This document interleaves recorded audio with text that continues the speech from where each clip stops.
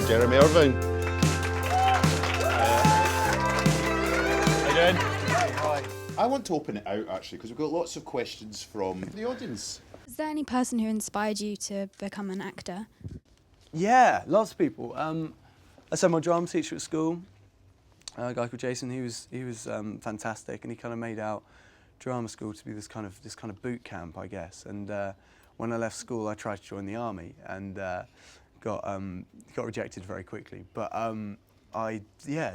drama school kind of seemed like hardcore and stuff as well, and I thought, yeah, I'll have a bit of that. So him. Actors-wise, I've always really admired Christian Bale just for a career. I think he's just had a really strong career and does really interesting things. And I've always kind of admired the actors, like Ryan Gosling and Michael Shannon, who haven't gone after fame and things like that. And I made a decision very early on that was absolutely not what I wanted, and I wanted to do work that was interesting and that I found interesting and was artistically kind of credible, I guess. Yeah. And I think that's one of the things that I'm most glad, because after I did this movie Warhorse, because that was quite a big sort of global movie, I had a lot of opportunities to go and do some of these kind of, I don't know, a few of the kind of teen franchise kind of movies, which I'm sure everyone loves, but there's a lot of stuff that comes with that. And I kind of decided that I didn't want to do those movies because I don't know, the people that I've met who are very happy in the acting industry and who are very famous and very happy are the ones who really enjoy the work. The ones who don't enjoy the work and want to be famous are always the very unhappy ones, I think, in a way. And I think going after fame in a way it's just so fickle. You're flavour of the month one minute, and then the next week nobody cares. And you'll never quite be famous enough. Yeah. And I don't know, I think it's very unhealthy. And I think the people that you see who do want to, are always the ones who I don't think are very happy. It's the ones who are really after work. And people like Christian Bale making decisions that he made. He's just done consistently great films. And there's and DiCaprio as well to that extent. Ray Fiennes. All these people have just done really great kind of credible movies, I guess. I mean, you've acted with a lot of British, really good acting talent. Ralph Fiennes, Emily Watson as well, people like that. Who would you say you learnt the most from, or was there a particular actor or actress that taught you a lot? I don't know. I mean, I've always, I'm the kind of the new boy on set, so I always feel like I should be learning from everyone.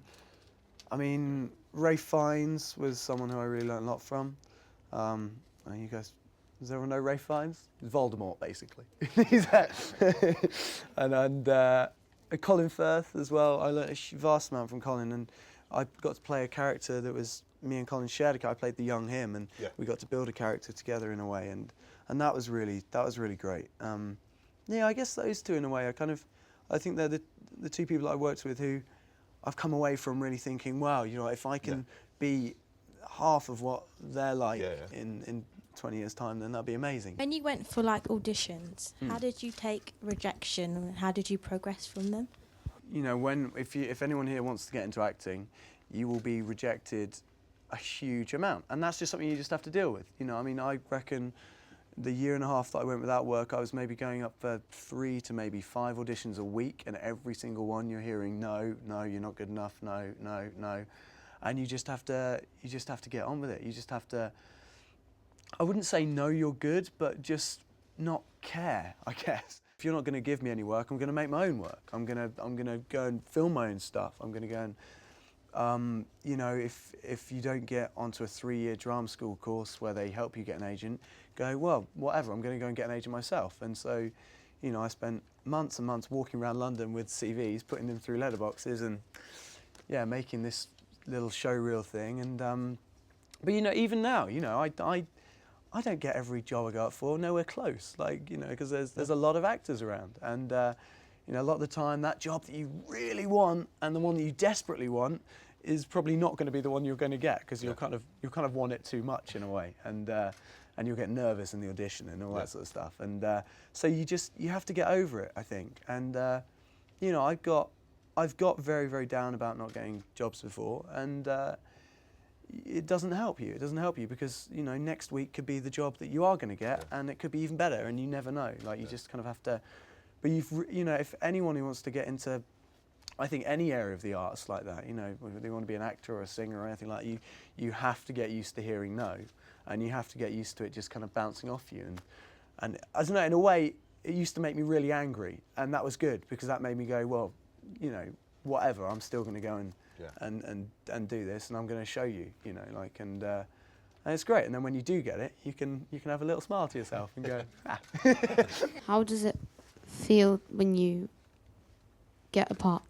I think because I spent so long not getting auditions, every time I get a role, it's kind of even more amazing than the last time, because I can't believe people are still, you know, that I'm still getting them, I guess. My dad was teaching me how to be a welder in a factory when I was auditioning for Warhorse, because, you know, it just wasn't looking like acting was going to work out. Yeah. So, you know, I very nearly, very, very nearly went down that road, and very nearly couldn't be where I am now, and not doing what is effectively my hobby as a job, you know. I mean, I always feel a bit guilty when I say that I'm going into work, because it's kind of not work, which is, I think, the greatest privilege I could ever ask for. Yeah.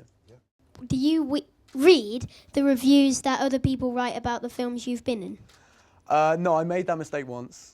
And the thing, again, it's one of those things where you will, okay, if you read something really good about yourself, how are you going to feel? You're going to be like, oh, that's good, yeah, okay, good. So now I feel a little bit, I don't know, like you have a little buzz.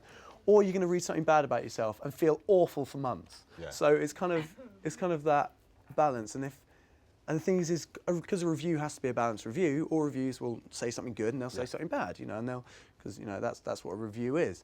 And you will immediately forget everything good that's been written about you, but from the one bad comment. So, no, I don't read reviews now. We've got to give a massive hand to Jeremy Irvine for coming in.